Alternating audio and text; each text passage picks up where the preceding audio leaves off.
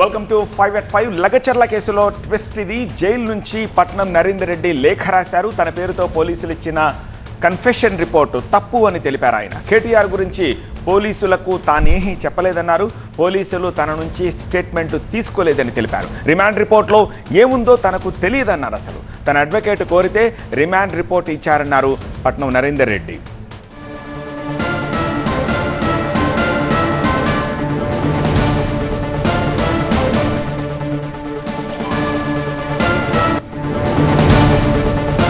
మరోవైపు వికారాబాద్ కోర్టులో పోలీసులు కస్టడీ పిటిషన్ వేశారు. నరేందర్ రెడ్డిని 7 రోజుల పాటు కస్టడీకి కోరుతూ పోలీసులు పిటిషన్ వేశారు.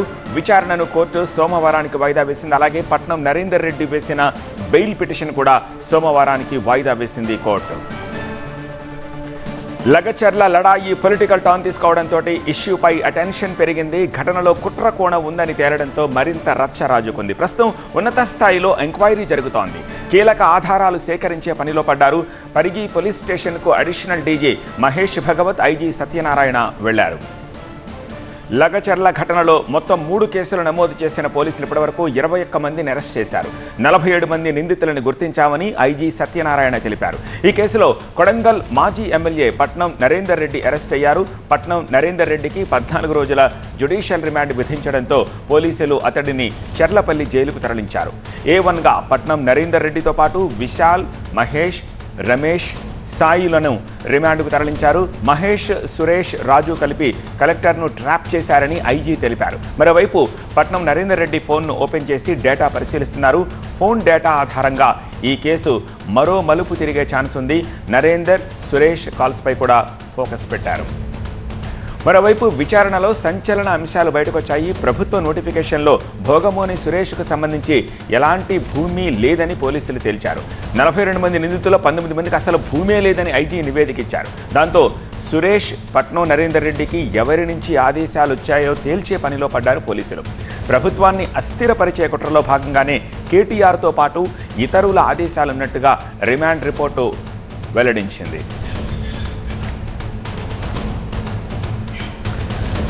మరింత సమాచారం మా ప్రతినిధి విజయ్ అందిస్తారు. విజయ్, మరి రిమాండ్ రిపోర్ట్లో నేను చెప్పిన అంశాలే లేవు అని చెప్పి లెటర్ రాశారు అని అంటున్నారు. ఇంకా ఏం ప్రస్తావించారు అందులో?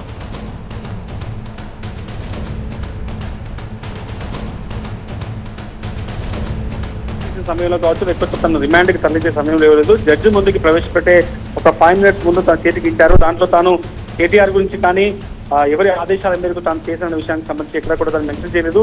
ఆ కన్ఫెషన్ స్టేట్మెంట్ ఏదైతే పోలీసులు చెప్తున్నారో అది నేను ఇవ్వలేదు అని నరేందర్ రెడ్డి చెప్తున్న విషయం. అయితే ఈ కేసులో పట్నం నరేందర్ రెడ్డి 7 రోజుల పాటు కస్టడీ కోరుతుంది. ఎందుకంటే ఇన్వెస్టిగేషన్ ఇంకా జరగాల్సి ఉంది. ఈ కేసులో చాలా మందిని ఇన్వాల్వ్ చేయబోతున్నారు. ఈ కేసులో చాలా మందిని అరెస్టులు కూడా ఉండబోతున్నాయన్న ఒక ఉన్నత స్థాయి ఎంక్వైరీ జరుగుతున్న ఈ నేపథ్యంలో ప్రస్తుతం పట్నం నరేందర్ రెడ్డి రాసిన లెటర్ కూడా కొత్త సంచలనంగా మారింది. ఎందుకంటే అతను నేను పోలీసుల ముందు కన్ఫెస్ చేయలేదు, తనకు రిమాండ్ రిపోర్ట్లో ఏదైతే తాను చెప్పినట్టుగా పోలీసులు కోర్టుకి ఇచ్చారో అది కరెక్ట్ కాదనేది అతను వాదిస్తున్నారు. కానీ అటు పోలీసులు మాత్రం 7 రోజుల కస్టడీ కోరుతూ అటు 7 రోజుల పాటు కస్టడీకి ఇస్తే ఈ మొత్తం వ్యవహారం వెనకాల ఎవరి ఆదేశాల మేరకు పట్నం నరేందర్ రెడ్డి ఈ భోగమైన సురేష్కి విషయాలు చెప్పాడు, అక్కడ ఏ రకమైన కుట్ర జరిగిందనేది పూర్తి స్థాయిలో బయటికి రావాల్సింది. ఎందుకంటే దీంట్లో ఒక కాన్స్పరసీ ఉంది అనేది పోలీసులు పదే పదే చెప్తున్నారు. స్థాయి ఎంక్వైరీలో కూడా అదే విషయాలు బయటకు వస్తున్నాయి. కాబట్టి 19 మంది రైతులకు అక్కడ ల్యాండ్ లేకపోయినప్పటికీ కూడా ఏదైతే ప్రభుత్వం నోటిఫికేషన్ ఇచ్చిందో ఆ నోటిఫికేషన్ లో ఎట్లాంటి భూమి సంబంధించిన డీటెయిల్స్ లేకపోయినప్పటికీ కూడా వచ్చి అక్కడ ఆందోళన చేశారు. ఖచ్చితంగా కలెక్టర్ని, అడిషనల్ కలెక్టర్ తో పాటుగా స్పెషల్ అధికారిని వీళ్ళందరినీ కూడా తీవ్ర స్థాయిలో ఏదైతే ట్రాప్ చేసి వాళ్ళకి తీసుకెళ్లి దాడులకు పాల్పడ్డారు. కాబట్టి కేసులో పొలిటికల్ గా కొంత ప్రభుత్వాన్ని అస్థిరపరిచే కుట్ర ఉంది.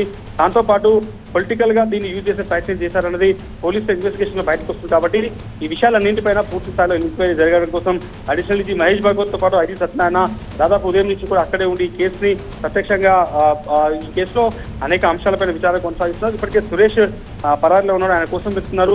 సురేష్ సెల్ ఫోన్ దొరికితే ఇంకా చాలా విషయాలు బయటకు వచ్చే అవకాశం ఉంది.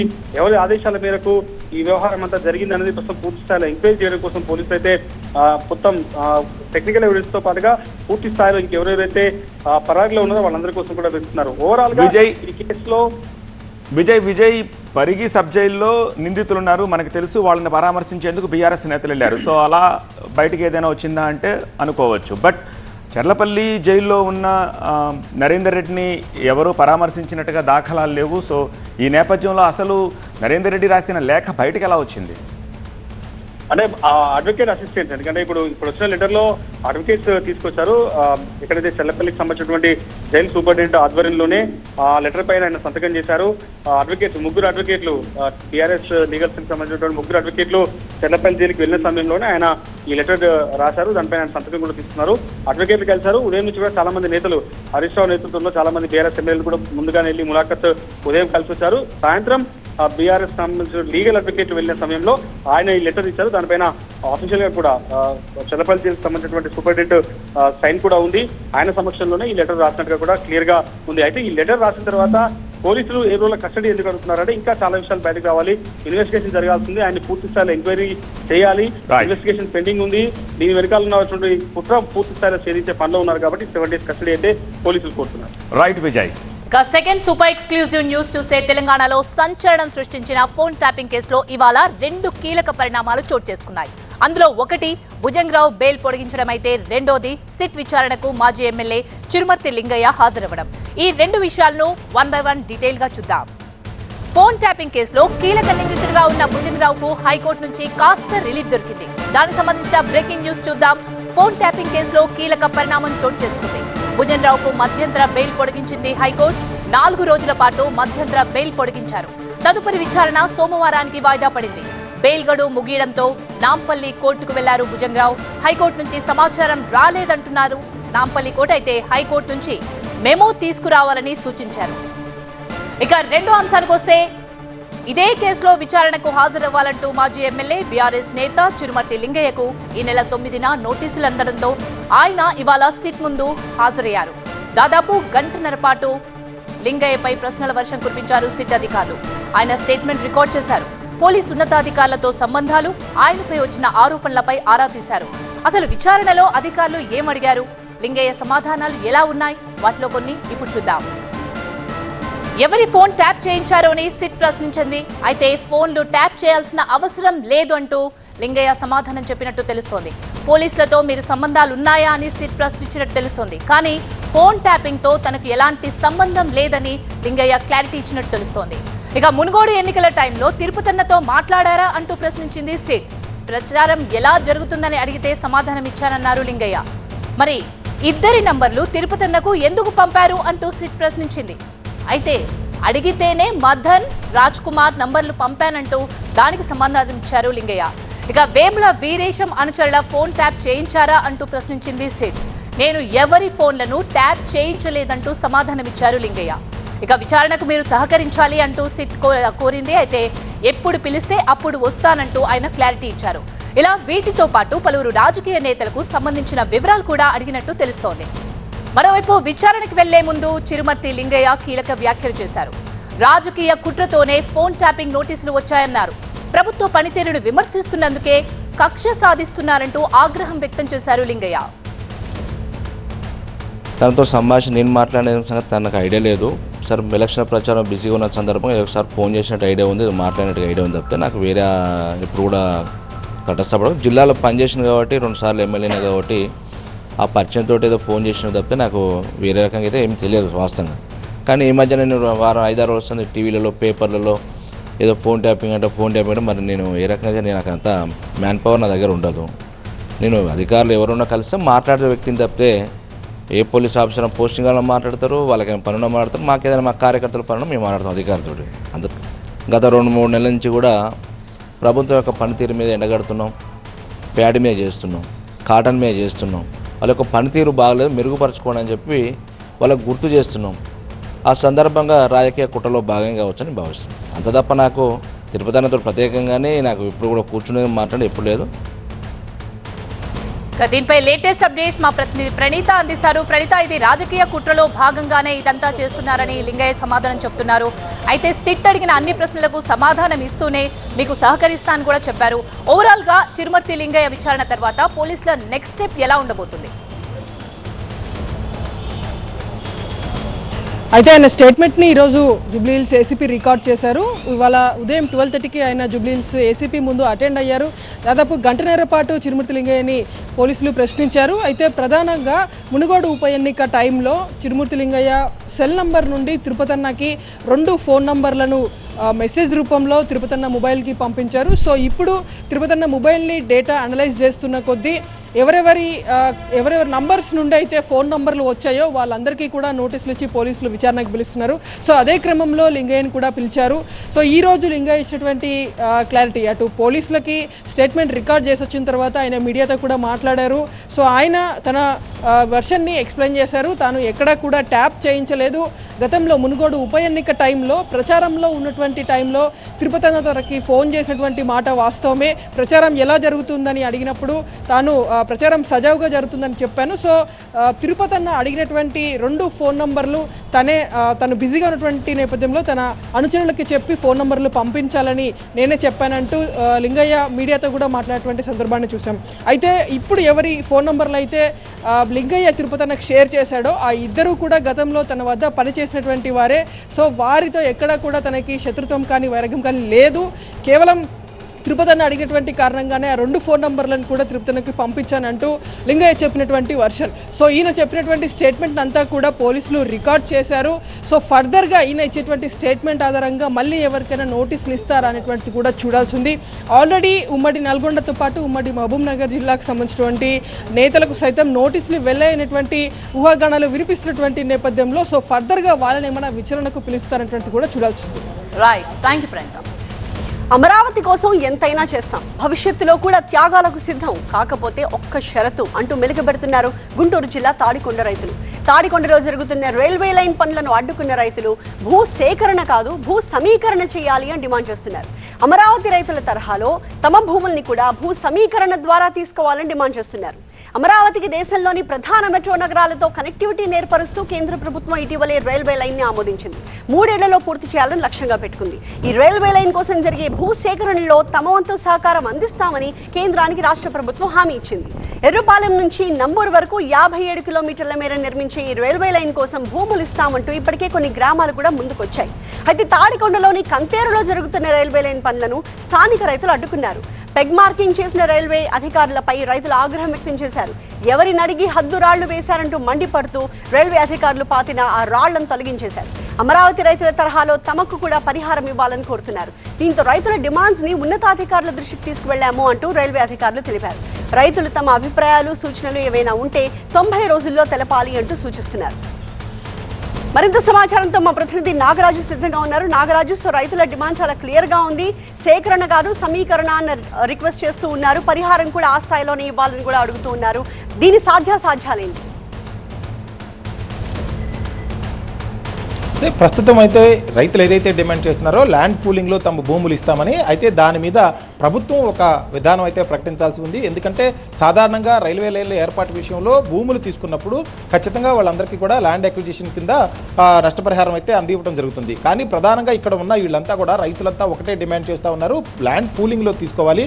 ఎందుకంటే ఇప్పటికే అమరావతి రాజధాని అనేది మొత్తం కూడా ఆ భూసేకరణ చేసిందంతా కూడా భూ సమీకరణ రూపంలో తీసుకున్నారు. కాబట్టి భూసేకరణ కాదు భూ సమీకరణ రూపంలోనే తమ భూములు కూడా తీసుకోవాలని చెప్పేసి రైతులు డిమాండ్ చేస్తున్న నేపథ్యం అయితే కనిపిస్తుంది. అయితే ఈ డిమాండ్ని ప్రధానంగా రెవెన్యూ అధికారులు ప్రభుత్వం దృష్టికి తీసుకువెళ్లాల్సి ఉంటుంది. ఆ తర్వాత ఒక నిర్ణయం తీసుకున్న తర్వాత ఏదైతే ప్రభుత్వం ఒక ప్రకటన చేస్తుందో ఆ ప్రకటన ప్రకారం ఈ భూములన్నింటిని కూడా తీసుకునే అవకాశం ఉంది. ఎందుకంటే ఎప్పుడైతే కేంద్రం ఈ రైల్వే లైన్ ప్రకటించిందో ఆ తర్వాత ఒక్కసారిగా సమీప గ్రామాలన్నీ కూడా తాడికొండ మండలంలో గతంలోనే మనం చూసాం 2-3 విలేజ్లకు సంబంధించి పూర్తిగా గ్రామ సభలు కూడా ఏర్పాటు చేసుకున్నాయి. మోతడక లాంటి చోట గ్రామ సభలు ఏర్పాటు చేసుకుని వాళ్ళంతా కూడా ఒక తీర్మానం చేసి ల్యాండ్ పూలింగ్లో భూములు ఇవ్వడానికి సిద్ధంగా ఉన్నామని కూడా చాలా స్పష్టంగా చెప్పిన నేపథ్యం ఉంది.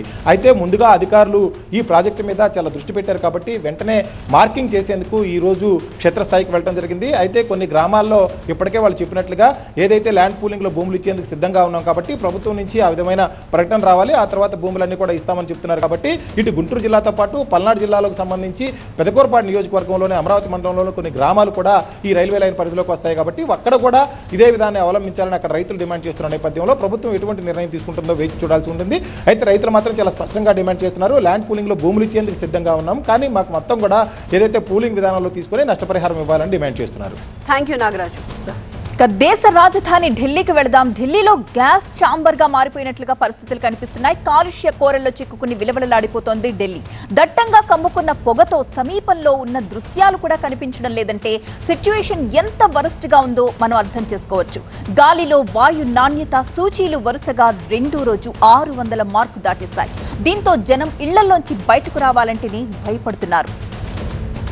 RK Puram, Dwarka, major Dhyan Chand national stadium, Pusa, US embassy ప్రాంతాల్లో వాయు నాణ్యత అంతకంతకు దిగజారిపోతోంది. ఆర్కేపురంలో అత్యంత ప్రమాదకరంగా మారిపోయింది పరిస్థితి. అత్యంత అధ్వాన్నమైన పరిస్థితి విమానాల రాకపోకలపై కూడా పడింది. ఏకంగా 300కు పైగా విమానాలు ఆలస్యంగా నడుస్తున్నాయి. ఇక ఢిల్లీకి రావాల్సిన 115 విమానాలు కూడా లేటుగానే ల్యాండ్ అవుతున్నాయి.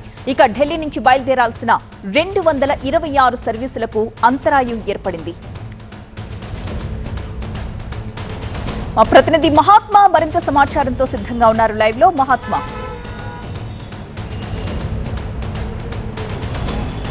దేశ రాజధానిలో పీల్చే గాలే ప్రాణాలు తీసేలా మారిపోయింది. ఇక్కడ కాలుష్యం నానాటికి పెరుగుతుంది. వరుసగా 2 రోజుల నుంచి 400 పాయింట్లు దాటి అంటే సీవియర్ కేటగిరీలో on average air quality index మీద మనకి ఆ సూచీలు నమోదవుతూ ఉన్నాయి.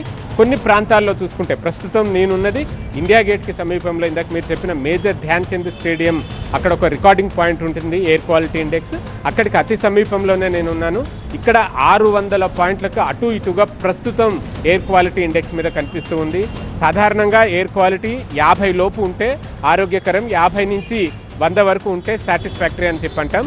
100 నుంచి 200 ఒక కేటగిరీలోను మోడరేట్గా మనం పొల్యూషన్ చెప్తూ ఉంటాం. అదే 201 నుంచి 300 వరకు పూర్ కేటగిరీ, 300 నుంచి 400 వరకు వెరీ పూర్ కేటగిరీ, 400 దాటితే సివియర్ అంటాం. కానీ 500 దాటింది, 600 కూడా దాటింది అంటేనే ఇక్కడ వాయు నాణ్యత ఎంత క్షీణించిందో మనం అర్థం చేసుకోవచ్చు. ఒకసారి ఇటువైపున్న ఈ చెట్ల ఆకుల మీద చూస్తుంటేనే ఈ కాలుష్యం స్థాయి ఎంత ఉందో మనకు కనిపిస్తూ ఉంది. పచ్చగా కనిపించాల్సిన ఆకులన్నీ కూడా దుమ్ము పట్టిపోయి మనం దులిపేమంటేనే ఎంత దుమ్ము వస్తుందో. ఇది ప్రతిరోజు ఇక్కడ నీళ్లు ఈ మొక్కలకి నీళ్లు పడుతూ ఉంటారు. అటువంటిది ఉదయం నుంచి సాయంత్రం లోపే ఇంత దుమ్ము పట్టిందంటేనే ఇక్కడ ఉన్న కాలుష్యం స్థాయి ఎంతవరకు ఉందో మనం అర్థం చేసుకోవచ్చు. ఈ కాలుష్యం నేపథ్యంలో ఢిల్లీ ప్రభుత్వం ఈరోజు ఒక సమీక్ష నిర్వహించింది.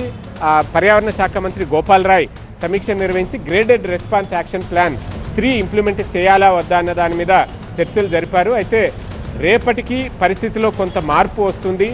ఆ తర్వాత కొంత ఈ కాలుష్యం స్థాయిలు తగ్గుముఖం పడతాయి అన్న వాతావరణ శాఖ నిపుణుల నుంచి ఉన్న సూచనల మేరకు గ్రేడెడ్ రెస్పాన్స్ యాక్షన్ ప్లాన్ 3ని అమలు చేయడం లేదు. ప్రస్తుతం 2 అమల్లో ఉంది.